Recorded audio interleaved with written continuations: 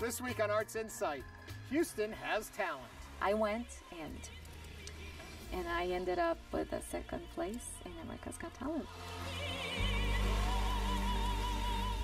A teen plays the blues like the greats. He just got better and better to what he is today at 17 years old. And he can hold his own with anybody. A look back before going forward. It wasn't about trying to be a professional musician. It was just you sang, you played. It was a way for our families and communities to come together.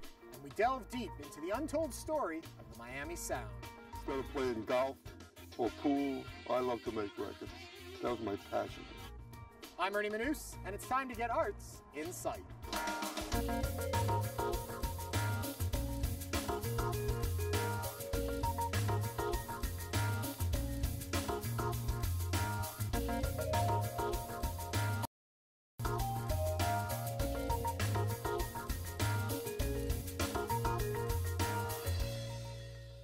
Welcome to Arts Insight. Today we're coming to you from Buffalo Bayou Park, where they just completed a $58 million renovation to turn this green space into one of the most iconic spaces around. But how did it weather the storms of late May? We'll find out in just a few minutes. But first, while struggling with cancer, Barbara Padilla was told she might never sing again. But as fans of the television talent show America's Got Talent can tell you, not only did she sing again, she went on to become a finalist on her season, and now has released her debut album. Here is her amazing journey. Here is Barbara Padilla.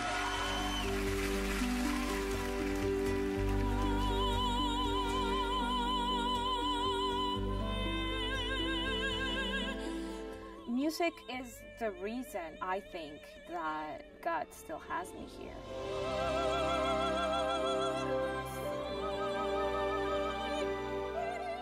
Music is my motivation, is the instrumental or the weapon or the tool of my life.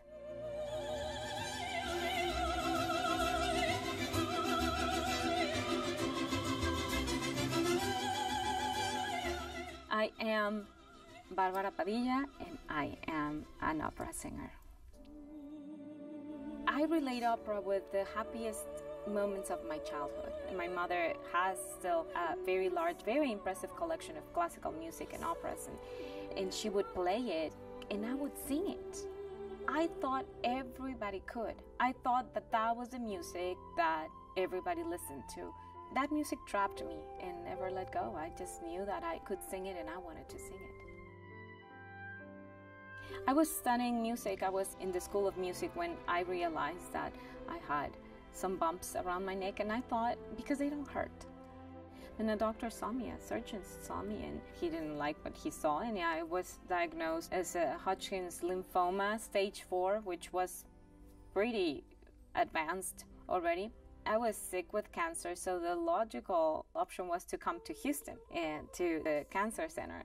And during that same trip, I did an audition for the University of Houston, and I sang for Peter Jacoby, and Peter Jacoby offered me a full scholarship. I was ready to go, and it was like 2 months before the doctors told me, you can't go, you're still sick. So they're like, okay, we're going to give you radiation in your neck because it's localized in your neck, but you're never going to sing again.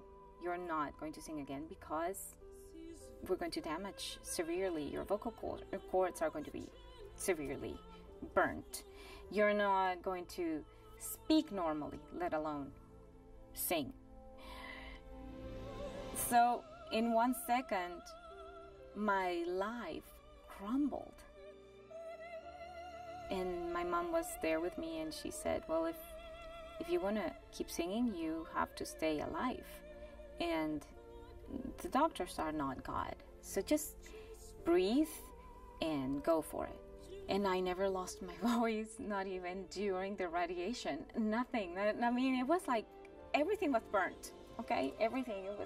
It was awful. Out of everything, the vocal cords were the things that did not get damaged. I have reasons to believe seriously that God is there and that He had plans for me and that He wanted to show me, yes, it doesn't matter what you go through. If I have a plan for you, I'll take care of it. But ultimately, I am here. And you know what? That illness has been actually one of the biggest blessings of my life.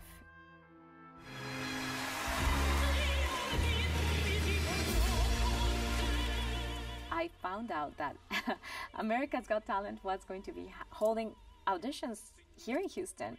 And I'm like, oh my gosh, and I don't have to pay to go. So it's free, so I'm gonna go. I went, and I ended up with a second place in America's Got Talent.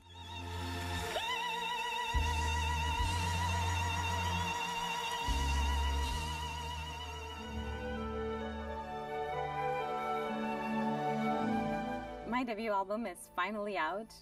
I'm very happy with the results, and I hope everybody likes it. And it's what I owed to the people that took their time and effort to make a phone call to vote for me. And the great thing is that I didn't get there by myself. I mean, I got a fan base, friends base that got me to somewhere I never thought I was going to be, and this album is precisely dedicated to them. Sometimes we are so focused on something that's probably not going to happen that we miss the opportunities that are right in front of us. I think all art is supposed to inspire, is supposed to bring beauty to the world, to capture reality, no matter how bad it is, and make it into something beautiful. That's what I think art and music should do, to bring beauty to the world, to nourish the soul of every human being. To learn more about Barbara, visit her website, barbarapadilla.com. Welcome back to Buffalo Bayou, where this Saturday was going to be a citywide celebration of all the renovation that's been happening here in the park. But thanks to the floods of last month, that's been put on hold. But there's still a lot happening, and to tell us all about it is the president of the Buffalo Bayou Partnership, Ann Olson. Hello, Ann. Hello, Ernie. There was a lot of water here. There sure was. But you guys planned it knowing this could happen. Well, everything we've designed for the park has been designed to flood. So all the park benches, the lighting, the trash receptacles, even the landscaping really has been designed for these large stormwater events. So people who thought that the stormwater destroyed all the hard work here, not even close. No, we had some damage, but we were really lucky, and we think it's still a very gorgeous park. So I wanted to hit a couple things that, first of all, we've postponed the party. It'll come visit us in the fall again. Right. We haven't decided on a date, but it will be in the fall, September probably. But the park is open, and there's a lot to see in all the renovation you folks have been doing. Yes, the really great thing is the park has never been closed down in its entirety. So when people come out right now, they can bike the multi-use trails or the footpaths. They can visit the nature playground, which is still under construction. They can see the 2 visitor centers under construction. So there's a lot already completed, but a lot underway. And you tell me, by the end of June, we're going to be good to go. We're hoping the park will be fully completed by the end of June or the 1st of July. Okay, a lot's been talked about. All of the money that was spent on the park, what did that bring us? I can see behind us it brought us a huge new structure. Really amazing. 2 visitor centers. One will house a canoe kayak rental, the other a bike rental, special event space, and grab-and-go food service. So people will be able to stop by the park, have a healthy salad, a drink of wine. Really a first-time amenity for us. Tell me about the park itself. What was the point of all this renovation? Up until now, I think people didn't really feel that this area of the bayou was a park. They just saw it as a green space where a bayou ran through it. And so by putting all these amenities into the park, it's really becoming, I think, Houston's Central Park. Tell me about the size of it, too. When you say Central, how big is this park? And what is the guideline we're talking about? The park is 160 acres, 2.3 miles, and it extends from Shepherd Drive on the west all the way to Sabine Street on the east. Okay, I want to come out here with the family. What can we do? Visit the nature playground. If you have children, take a canoe or kayak ride. You can rent bikes. We have a B-cycle station on Sabine Street. Visit one of the visitor centers and learn more about the park. Of course, we still have the existing skate park. So the picnic, there are just so many things that people can do. I know viewers are all upset you haven't mentioned one thing, which is a huge thing here, the dog park. The dog park. It is an oasis for dogs. It really is. We have 2 ponds, one for large dogs, one for small dogs, dog washing stations, and 2 overlooks where people can sit in the shade and watch their dogs frolic in the ponds. And one thing we can't miss talking about, because it's the whole heart of our show, the public art that's in the park. All of our projects, we try to incorporate public art. So we have an incredible Corten steel canoe made by artist John Reynolds, who's here in Houston. And then Anthony Shoemate, a very young artist here in Houston, has constructed words that will be located throughout the park. Words like explore, reclaim, rebirth. And they'll be in special little hidden places that people will discover.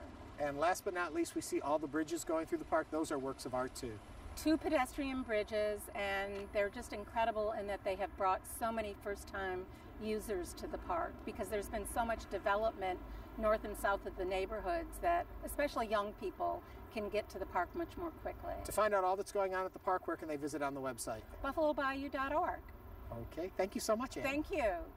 Now, when reopened, this park promises to be a crowd pleaser, but 17-year-old Daniel Heights isn't scared of a crowd. As a matter of fact, he has been singing and playing the blues in front of large audiences since he was a little boy.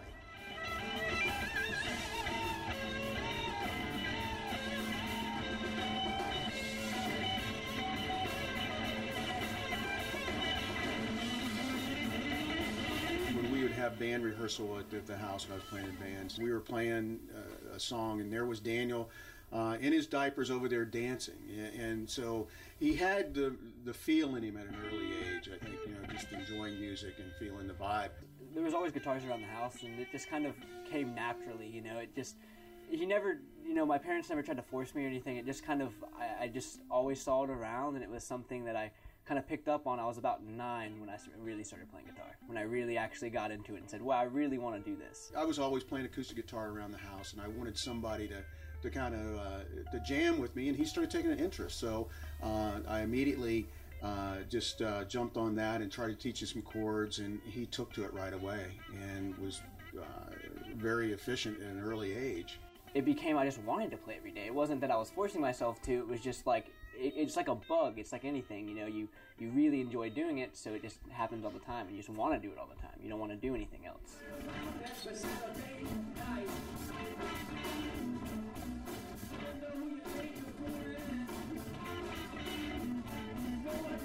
Around 10 and a half, he wanted to start going and playing out at jams, because he had seen us go to jams and doing that thing, blues jams around town. And I said, no, you're not ready. I wouldn't let him. And he begged me, and I said, you got to learn the 3 kings, Freddie, BB, and Albert King, before I'll take you out to a jam. So he took it upon himself and started studying the 3 kings. And it was about, I would say, 10 and a half, 11 maybe. He was playing all the classic blues stuff. And then I said, you know what, let's go. So we went to Doc Williams's jams, one of the first jams with him. I always hold my breath when a kid comes up, because sometimes it's mom and dad wanting to push him or get cute photos of him for the grandparents. But Daniel wasn't a disappointment. He knew his chords. He knew what to do.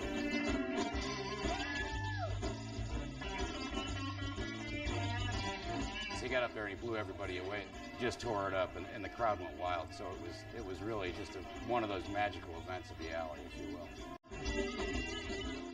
Here's this kid, he's like 11 years old, how kids are at that time, and he's up there just wailing on the blues. And people were just amazed, and still are, of the level of his talent. He was good from the start. He just grew as a player. He was timid and didn't sing at first. He was conscious of his voice changing, and as his voice changed and as he grew more confident on stage, he just got better and better to what he is today at 17 years old. And he can hold his own with anybody. He's come from being a jammer to where he is the front man for the Daniel Heights Band, and they're here approximately once a month at this point.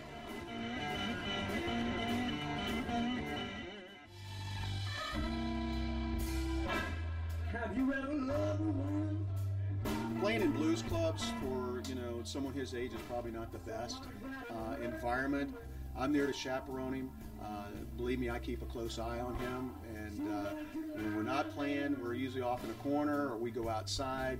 I've never had an issue with Daniel playing in blues clubs. His father has always been with him, and we know where he is and what he's doing, and he's surrounded by good people, and it's never been a problem.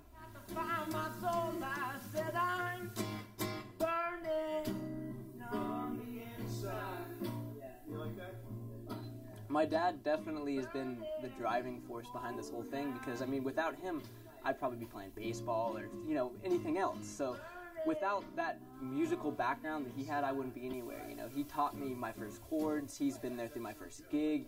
I got to tell you, as a father, I couldn't be prouder. I'm having the time of my life. It's really awesome. And to be playing with him as a musician and share the stage with him is just a real honor. And to see how he grows, and we're just having a great time. And I couldn't be prouder as a father and as a musician as well.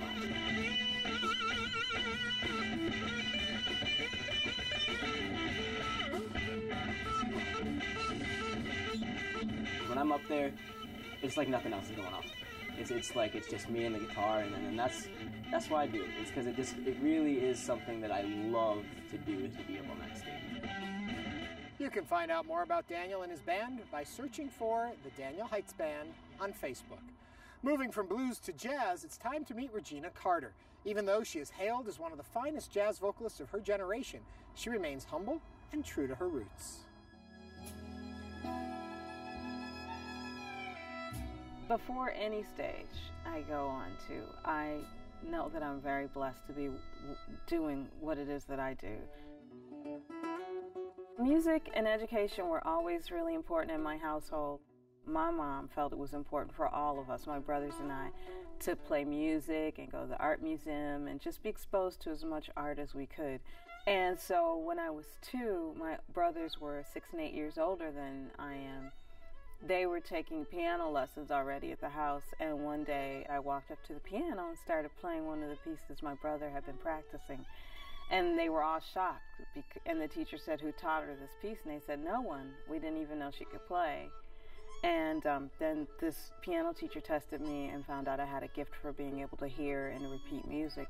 I started piano lessons with a woman, Anna Love, in Detroit, and she had a book for me to read the music, and I would always come in not with those pieces learned, but with the pieces I had composed. So she didn't want to stifle that creativity, so she told my mother to let me continue to create at home until I was older. I always remember my poor father because he didn't have a musical bone in his body, and we'd sit at the piano, and he'd, by accident, play a chord that, like, excited me. And then I'd be like, "Play that again," and he had no clue what he had done. His hands just acted, and I would get so mad at him because he couldn't, in my mind, you know what you just played. And then when I was 4, the Suzuki method was offered for strings for the first time in Detroit. And that's a method where they teach young children to play the same way we learn to speak at home, by imitation. And I just fell in love with the violin. It's just something I loved to do. Growing up in the 60s, music was just a part of everyone's life at home. It wasn't about trying to be a professional musician. It was just you sang, you played. It was a way for our families and communities to come together. I've always been curious about my ancestors from childhood.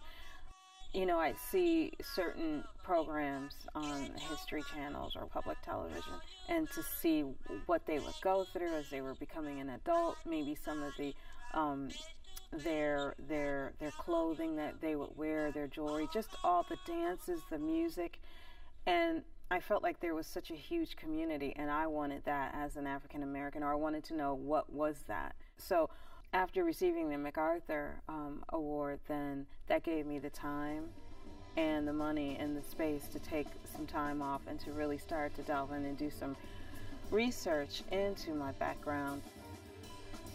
I'm like a kid in a candy shop. I love all kinds of music from all over the planet. And I think a lot of that has to do with growing up in Detroit, and because there were so many cultures. One thing I always notice is that strings, violins, or something that violin is related to seem to always be present in all of these different musics from around the world, and just to hear how they were played in a very different way than the Western violin, but my ear always picked up on that and I always thought it was beautiful. So since my very first record on Atlantic, every record has kind of been different and all over the map. And people are used to that now, thank goodness. They know that I'm not just running after something, but I love all the different flavors. So I just wanted to share these beautiful sounds that I've found at the same time, trying to find out more about myself and my ancestry. And what I think the most interesting thing when we play concerts, sometimes afterwards people will say to me, oh, you know, I found out my grandfather also was a coal miner in this area, and then they'll ask me, did you know about this information, or did you read this article, or I'll give them a name of a book to read, or they'll give me, so we're sharing information, and it gets people really interested in going back and checking out their ancestry and their family, and then for others it brings up memories that maybe they had forgotten. I think that's really important for us to know from where we come, because I really don't believe you can go forward unless you know that. Some people disagree with me. But I think also when people start to dig into their backgrounds, they see how much all of us really have had similar experiences and how much we are connected, whether we want to be or not. I'm flattered by that when people say that, but that's not why I do what I do. My personal success is something people don't even know about, because it's being able to practice at home and get something that I've been working on for so long and I finally got it. Or going into a classroom full of young children and exposing them maybe to, you know, jazz violin for the first time, seeing their faces beam and light up. That's my success. You know, I try not to say, oh, I'm playing in this big theater or I'm playing in this club. It doesn't matter, because people are coming out to share the music, share the experience. So I'm always thankful for that. But it is nice and prestigious to know, wow, I'm playing in this hall, the Mondavi Center, or I'm playing Carnegie Hall, or I'm playing a hall in India, wherever. Even if it's just for myself, I feel like I want to continue that journey and continue to explore the music that comes out of that as well. Whether I put it out or it's just for myself, that's another question. It just puts everything in perspective. And that's why then, no matter how crazy of a day I've had, when it's time to step on stage, maybe I've had 3 hours of sleep, maybe it's been like 27 flights in 21 days, or maybe, you know, who knows, I didn't eat, but I'm blessed to be able to play music, and, you know, as my granddad would say, beats a stick in the eye, so. For more on Regina, visit reginacarter.com. And finally tonight, in 1973 in South Florida, Henry Stone co-founded indie giant TK Records, introducing the world to disco and changing the music industry forever. This story is told in the documentary film Rock Your Baby, and the filmmakers tell us more.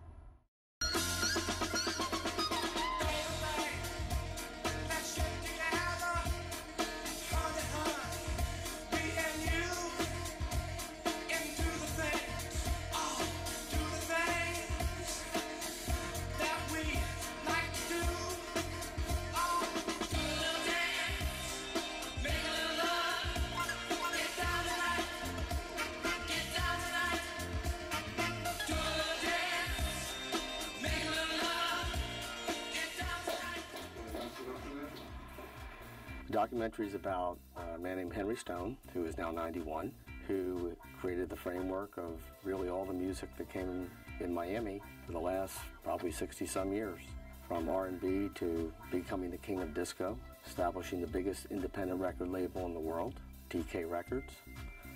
Then actually going on after the end of disco, or when they said disco died, to getting into freestyle music, and even had significant contributions, I think, to Miami bass.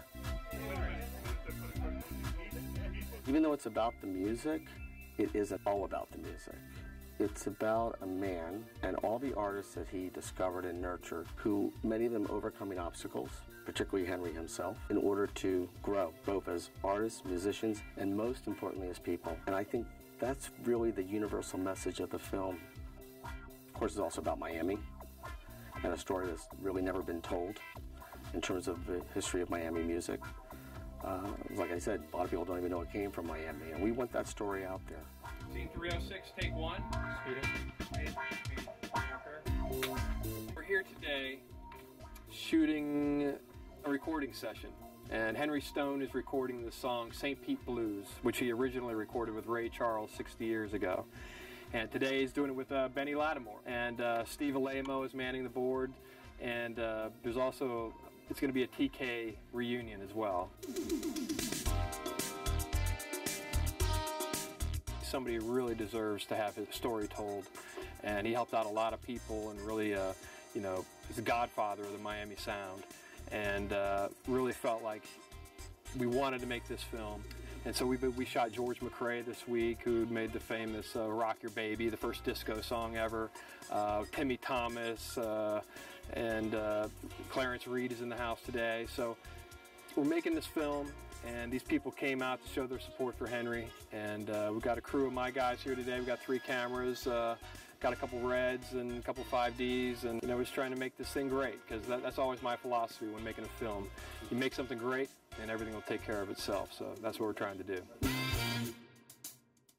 They know me by TK Productions, or TK Records. In the 70s, we ended up being the largest disco company in the world, with KC having consecutive #1 hit records that hit #1 on the Billboard charts, because we had a combination of musicians that put their sounds together, along with a good bass sound, and put that all together, and that became the Miami Sound. At this point in my life, I think this has to be made. The story has to be told about the Miami Sound, how it was created, and how it influenced the world of music around the world. Instead of playing golf or pool, I love to make records. That was my passion. And my passion ended up being TK Records in the 70s, where we became the #1 disco company around the world. For more on the film, check out rockyourbabymovie.com. And that's it for this edition of Arts Insight. Be sure to join us next week when we meet some shadow monsters, and we'll visit the MFA.